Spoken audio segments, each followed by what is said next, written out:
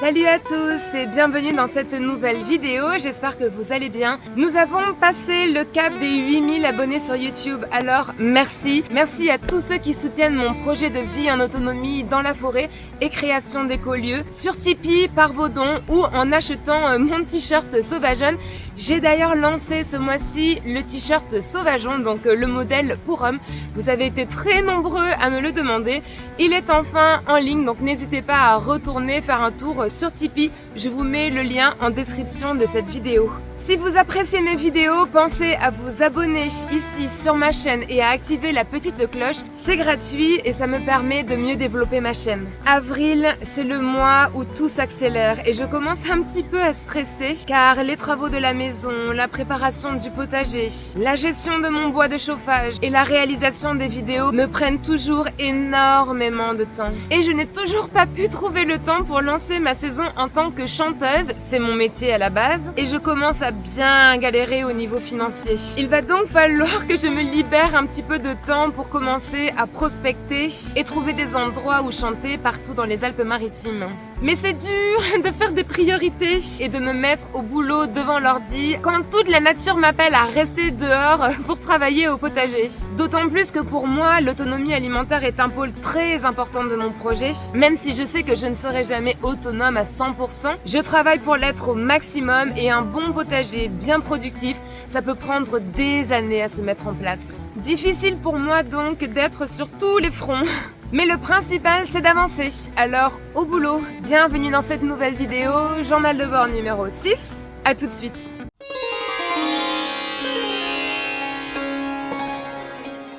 Comme vous le savez tous, j'ai un arbre dans ma maison qui traverse ma toiture. Enfin non, vous le savez peut-être pas tous, encore que on s'est tellement moqué de moi que cette histoire a bien dû faire le tour de la planète. Bref, cet arbre me pose bien des soucis depuis 2 ans. Au départ, j'ai absolument voulu le garder parce que quand j'ai acheté cette ancienne bergerie qui a été par la suite retapée en chalet, l'arbre était déjà là. Il traversait déjà la toiture. Une toiture qu'il fallait entièrement refaire et qui avait d'ailleurs été déjà bien abîmée par cet arbre. L'artisan m'a traité de folle quand je lui ai dit il faut absolument garder cet arbre. Je me voyais vraiment mal débarquer comme ça, faire les travaux, dégager l'arbre alors qu'il était là avant moi. Quelque part, c'était pour moi l'âme de la maison, c'était son histoire et j'ai énormément d'empathie envers les arbres. Donc voilà, je lui ai dit garde l'arbre à tout prix, essaye de faire une étanchéité, quelque chose. Et il m'avait dit que ça allait être très compliqué parce qu'un arbre ça bouge bien évidemment. Tout le monde m'a dit mais t'es folle, en plus c'est qu'un cyprès, comme si on pouvait faire une hiérarchie, qu'un cyprès méritait plus de mourir qu'un chêne, etc. Enfin pour moi en tout cas c'était impossible de me décider à couper cet arbre. Donc voilà, j'ai impérativement voulu le garder et on a donc refait toute la toiture autour de l'arbre et j'étais très contente de l'avoir gardé. Je trouvais que c'était super joli d'avoir un arbre dans la maison, mais j'ai réalisé assez rapidement que c'était pas cool du tout parce que dès qu'il a commencé à y avoir du vent, eh bien l'étanchéité a commencé à bouger, elle s'est même fendue, donc ça ruisselait énormément. Heureusement que pendant 2 ans, on n'a pas eu beaucoup de pluie parce que ça a limité les dégâts. Mais là, il s'est mis à pleuvoir en 1 mois, plus de pluie qu'on en a eu en 2 ans.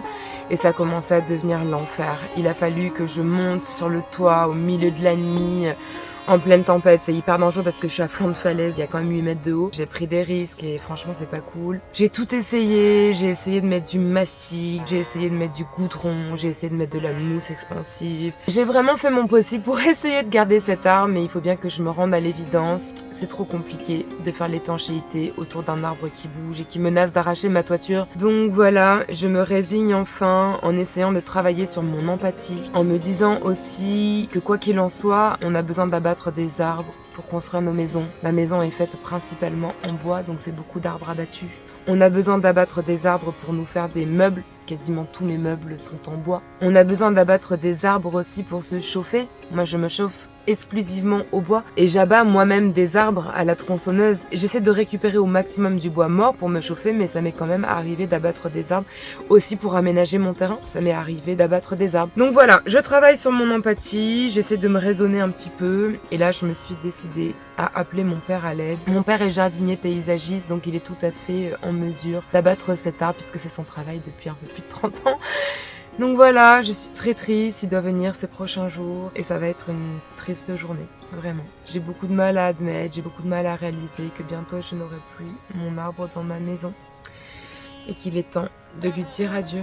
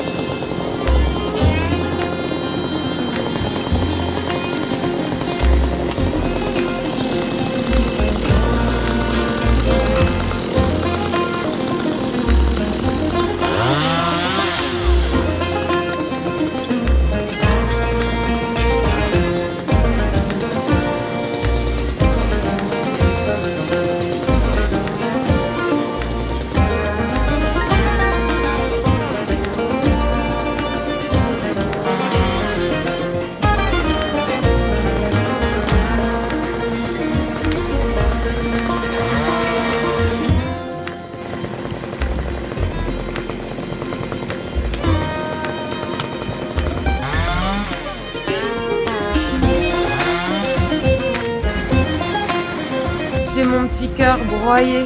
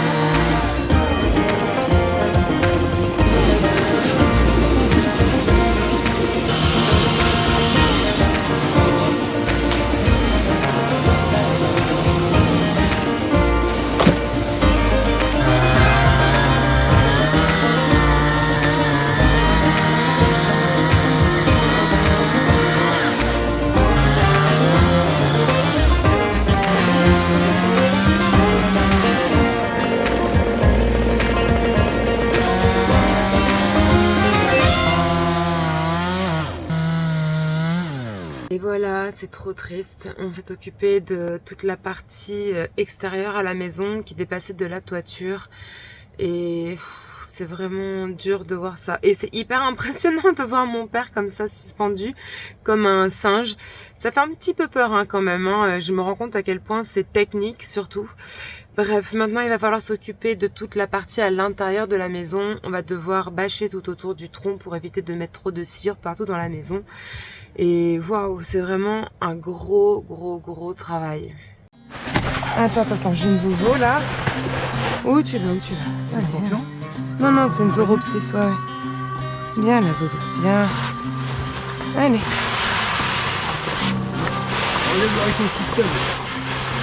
Allez, monte, je te ferai pas de mal. Je vais juste t'enlever de là. Allez. Dans un livre, t'auras moins peur. Allez, vas-y. Le mieux, ça serait de... Allez. Sinon, Oh si, regarde, en fait comme ça ira. Hein. Regarde.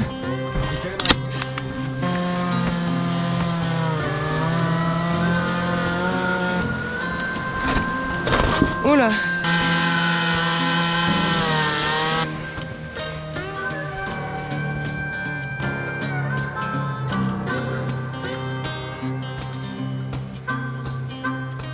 Ah oui, et puis aussi la bonne galère, c'est qu'il va falloir refaire toute la partie de la toiture où il y avait le trou. Donc enlever toutes les plaques PST qui étaient découpées. Et il va falloir en remettre des nouvelles qui ne soient pas découpées. Et ça va être un peu galère parce que je suis pas coureuse moi.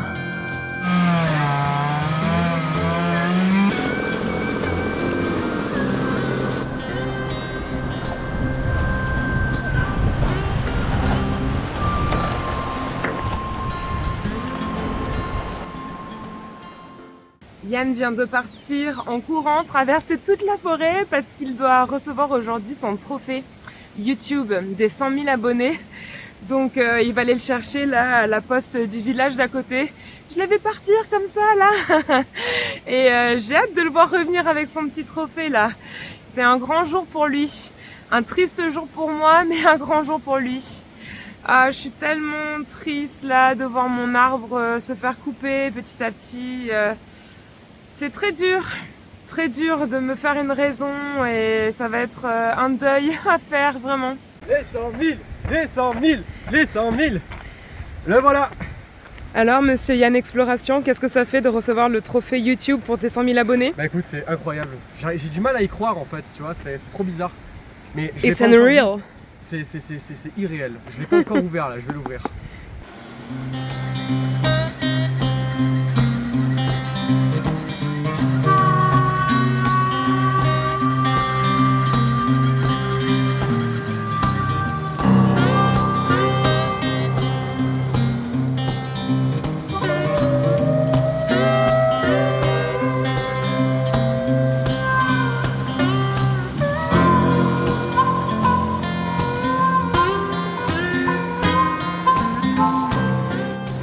L'eau, elle est même pas à 10 degrés. Je crois que d'avoir reçu son trophée, ça lui a donné des ailes. Hein.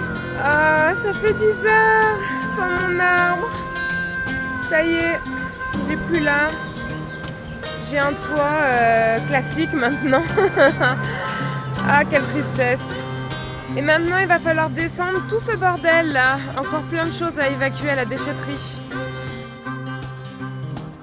Et tous ces troncs là, eh bien, je vais les garder en souvenir. Et je pense même que je vais lui rendre hommage à ce cyprès et le transformer en joli meuble de jardin. Peut-être que je vais faire un banc. Un joli banc. Parce que ça peut servir de siège. Donc, ça serait pas mal. Je vais réfléchir.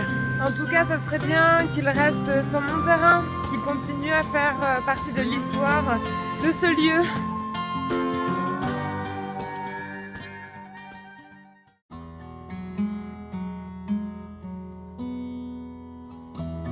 Ce mois d'avril est complètement pété. Il n'y a plus de saison, comme dirait Mémé. Fin mars déjà, il y a eu quelques jours où j'ai arrêté de chauffer. Bon là, je reprends tout de même le chauffage par intermittence depuis début avril. Mais c'est complètement dingue, il y a des journées où il fait 25 degrés l'après-midi. Bon après, en avril, ne te découvre pas d'un fil, ça tient toujours parce qu'il y a des orages quand même qui continuent de péter à droite et à gauche. Et il y a quand même énormément de pluie. D'ailleurs, il y en a marre de la pluie, c'est complètement dingue, j'ai jamais vu autant de pluie dans notre région. Et je crois que c'est pas évident aussi pour les petits semis que j'ai fait le mois dernier, parce que trop d'eau c'est pas bon, trop de froid c'est pas bon. Et là avec les écarts de température, bon, j'ai toujours pas de serre, donc forcément les semis c'est un petit peu un échec. Alors il y a quelques choses qui ont un peu poussé, mais c'est pas foufou. Par contre, j'ai refait là quelques petits semis courant avril, donc on verra en attendant d'avoir le temps de me faire une serre. Mais avec toute cette pluie, il y a quand même des bons côtés, c'est que je n'ai jamais vu la forêt aussi verdoyante, aussi luxuriante. C'est une efflorescence de partout, il y a plein de fleurs qui commencent à sortir. Le petit chemin d'accès à chez moi, c'est incroyable la multitude de fleurs, ça sent tellement bon. Il y a le genêt qui est en fleurs. Chez moi, il y a le lilas aussi qui a enfin fleuri. Alors je suis très contente parce que l'année dernière, le lilas, comme il n'y avait pas eu d'eau, il avait fleuri une semaine à peine. Et là, je pense qu'avec la pluie qu'on a eue, il va certainement durer un petit peu plus longtemps. Et c'est tellement beau le lilas, et ça sent tellement bon. En plus, c'est juste à l'entrée de ma maison. Donc quand on arrive, ça va sentir hyper bon. Je suis hyper contente. Bon là, on voit juste à peine les premiers boutons de fleurs, mais je pense que la semaine prochaine, ça va être l'explosion. J'adore le mois d'avril parce que c'est vraiment le mois où on commence à voir la nature qui se réveille. Il y a beaucoup d'herbes qui commencent à pousser partout chez moi, les parterres de fleurs, les fraisiers aussi qui commencent à bien se développer. Et en ce moment, une chose aussi très positive, c'est que ça grouille d'insectes. Il y a énormément d'abeilles, de bourdons, de papillons aussi partout, de plein de couleurs différentes. C'est un émerveillement perpétuel. D'ailleurs, cette année, je me suis vraiment décidée à implanter énormément de fleurs sur mon terrain parce que l'année dernière, je n'avais pas eu assez de pollinisateurs. Donc cette année, j'ai acheté plein de fleurs que je vais devoir mettre en terre dans pas longtemps, la courant avril. Mais comme je vous ai expliqué dans mon dernier journal de bord, j'aimerais bien faire une jolie palissade à l'entrée de mon terrain et je vais mettre en terre tous ces fleurs-là. Mais bon, j'ai toujours pas eu le temps d'avancer là-dessus. Par contre, il y a les cerisiers qui sont en fleurs encore, c'est une explosion. Et je me dis, mais ces cerisiers, ils sont hyper jeunes et ils vont peut-être me donner beaucoup de cerises, qui sait. Les nectariniers aussi. La rivière, en ce moment, elle coule, elle est énorme. Comme il a beaucoup plu, ça continue. L'année dernière, c'était à sec à cette période, donc c'est incroyable. Je suis vraiment, mais tellement heureuse. Bon, c'est pour ça, j'en ai un peu marre de la pluie, mais merci quand même la pluie, vraiment, parce que les bons côtés font largement le poids sur la balance en réalité. Et aussi, en ce moment, il y a la menthe aquatique qui commence à sortir tout au bord de la rivière, et ça, c'est vraiment super parce que je vais pouvoir préparer des bonnes tisanes, et pour la cuisine aussi, cette menthe, elle est excellente. Elle sent tellement fort et elle sent tellement bon, et elle est magnifique en plus. En tout cas, même si le climat se réchauffe progressivement, je continue à me descendre du bois pour me chauffer. Le bois que j'aurai en trop, eh bien écoutez, ça me servira pour l'année prochaine. Je continue à essayer de me constituer du stock pour l'année suivante, mais c'est pas évident à organiser, et en plus je recommence à avoir des douleurs à l'épaule. Je me suis fait opérer l'année dernière, ça a été très compliqué, la convalescence a été très longue, j'ai fait beaucoup de rééducation. Et là, je pense que je vais certainement devoir faire des séances de kiné, peut-être refaire une radio, bref. Mais en tout cas, je recommence à avoir mal. Alors heureusement qu'il y a Yann qui est là en mission woofing de temps en temps, parce qu'il me donne un coup de main et franchement, ça m'aide énormément. Il m'aide à descendre du bois, il m'aide pour le potager, il m'aide pour plein de choses. Donc c'est vraiment bien, et d'ailleurs je pense que je vais réouvrir la saison au woofer parce que comme il commence à faire bon, je pense que de dormir dans la caravane ça peut être cool. Donc mi-avril je réouvre au woofer et ça va être super. Je pense qu'on va avancer sur plein de super projets. L'année prochaine, j'aimerais bien me constituer un herbier. Je ne sais pas si vous voyez ce que c'est un cahier où vous pouvez mettre à chaque page des plantes, écrire leur nom, prendre des notes, etc. Et j'aimerais bien noter mois par mois tout le biotope local que j'ai ici et noter les propriétés des plantes que j'ai, si elles sont comestibles ou pas, si elles ont des vertus médicinales. Voilà, c'est le petit projet pour l'année prochaine, de vraiment faire des éphémérides encore plus développées, avec aussi les heures de lever et de coucher du soleil, et de noter un petit peu plus les températures. C'est vraiment intéressant de faire des éphémérides, parce que c'est une manière aussi de se remémorer d'année en année, et de vraiment intégrer le cycle des saisons, les cycles du temps localement. Donc voilà, c'est le petit programme de l'année prochaine.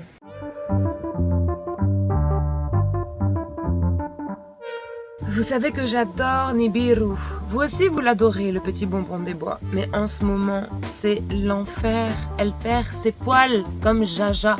Je savais pas, moi, que les chats aux poils longs, ça pouvait prendre des proportions de perte de poils à ce point-là. Mais enfin, je crois que vous pouvez même pas imaginer. Je vais vous montrer en vidéo pour que vous compreniez l'ampleur de la catastrophe.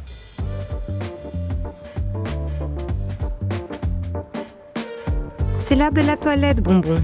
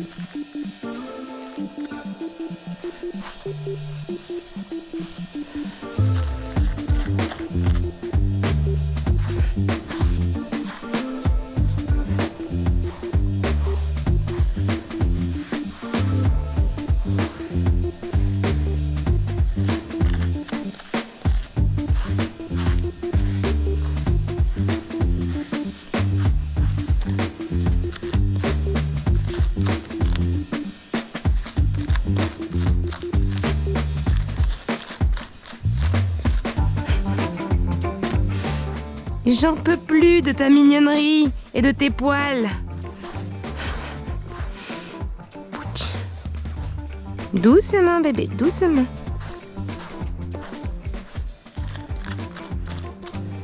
Ça ne s'arrête plus, regardez ça. Ça ne s'arrête vraiment plus. Et je la brosse tous les jours. Je fais quoi? Je lance un business?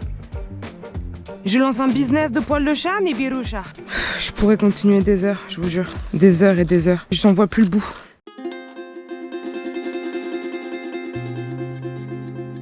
Aujourd'hui, c'est un grand jour. Nous allons dire adieu à cet abri à outils dégueulasse. que j'avais fait très provisoirement. Hein. À l'époque, c'était avec Yann, d'ailleurs, il m'avait donné un coup de main. Et j'avais monté ce truc-là en me disant ça va abriter mes outils pour une semaine ou deux. Et ça va bientôt faire 2 ans. Voilà, maintenant, il va falloir récupérer ces palettes-là. Parce que je voudrais les utiliser pour faire un canapé de salon. Et voilà, donc je sais pas trop où est-ce que je vais mettre mes outils en attendant, mais bon. Je ne fais que déplacer le bordel éternellement. J'ai hâte de pouvoir me faire un vrai abri à outils pour pouvoir ranger tout ça.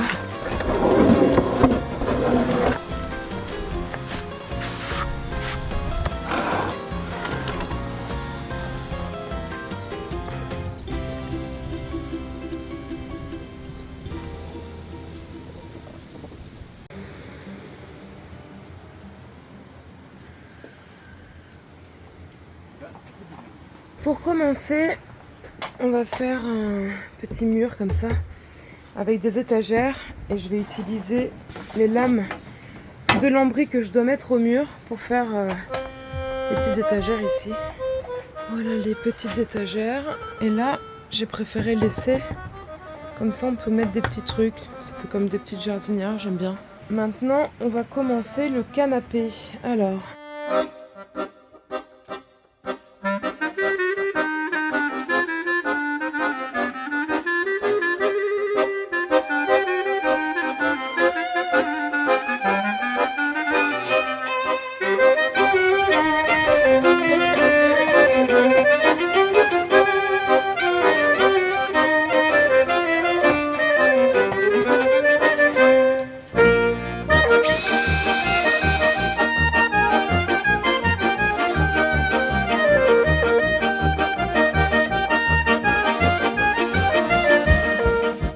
voilà, un joli canapé palette avec des petits rangements,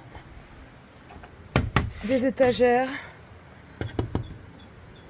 Ça rend super bien, je suis très contente. Maintenant que j'ai fini mon petit canapé, j'aimerais bien me faire une table basse avec un autre canapé ici. Alors il y a vraiment très peu de place, il va falloir optimiser au maximum. Là j'ai mis 2 assiettes pour me faire une idée approximative, donc je pense quand même qu'il faut que la table elle arrive au moins là, et surtout il va falloir qu'elle soit beaucoup plus haute, donc je vais devoir empiler les palettes. Bon là je vous avouerai que je sais pas trop dans quoi je me lance pour cette table. Alors ce sera pas une table basse, ce sera une table normale pour manger, comme le canapé est quand même assez haut. Le problème c'est que si je mets 5 ou 6 palettes, ça va peser un âne mort. Donc je vais plutôt essayer de faire un truc avec une palette en bas et une palette en haut et des piliers entre les deux. Et peut-être juste un truc de rangement entre les deux.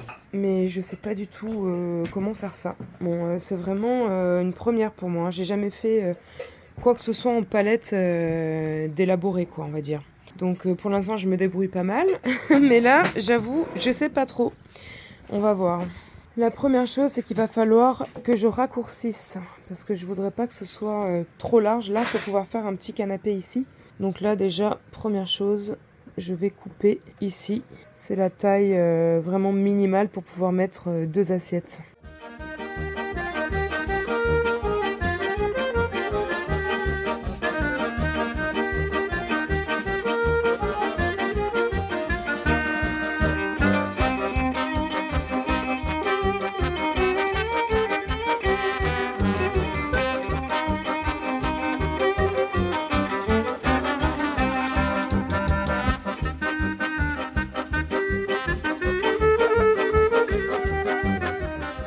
Maintenant, je vais faire exactement le même canapé que tout à l'heure, le en bleu, mais cette fois-ci en couleur bois.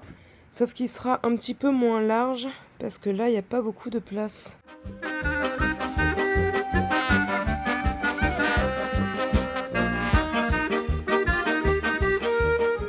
Et voilà, le salon en palette terminé, avec ce magnifique canapé. Bon, il y a plein de sur de bois encore. Les petites palettes du fond qui font des étagères, la table avec des petits repose-pieds, là c'est super pratique, et le banc, et Méphisto qui est en train de dormir Ça va mon papy-chat? Je suis très contente. On va pouvoir manger à entre 4 et 6 personnes là. Donc c'est vraiment cool d'avoir un petit espace où manger déjà un peu plus confortablement parce que c'était vraiment à l'arrache depuis 2 ans. Voilà, bon là il va falloir que je fasse quelques petites finitions. Je vais poncer, peindre un petit peu et puis vernir. Voilà, je suis très fière d'avoir réalisé mes premiers meubles en palette.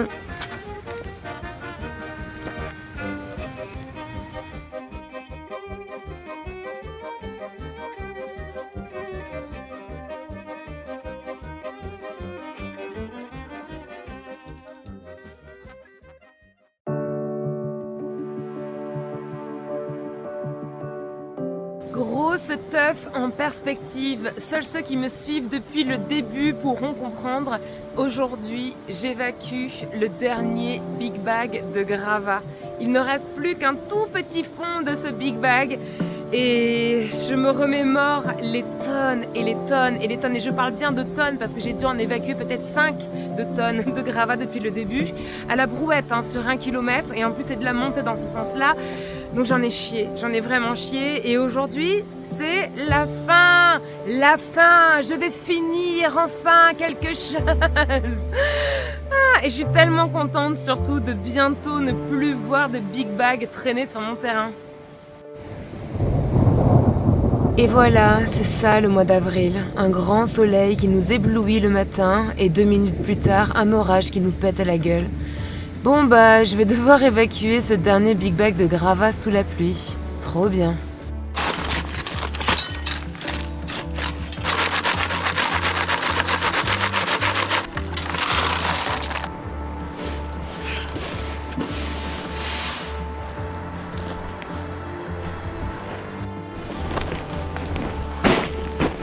Voilà, bye bye, le dernier Big Bag de Grava, terminé.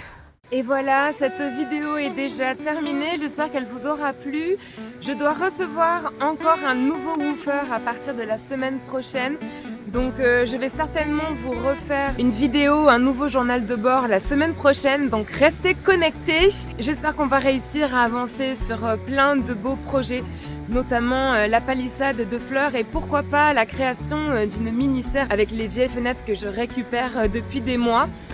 Donc voilà, plein de belles choses à venir. Je vous souhaite à tous une très belle journée ou soirée ou semaine ou week-end et on se dit à très bientôt. Salut!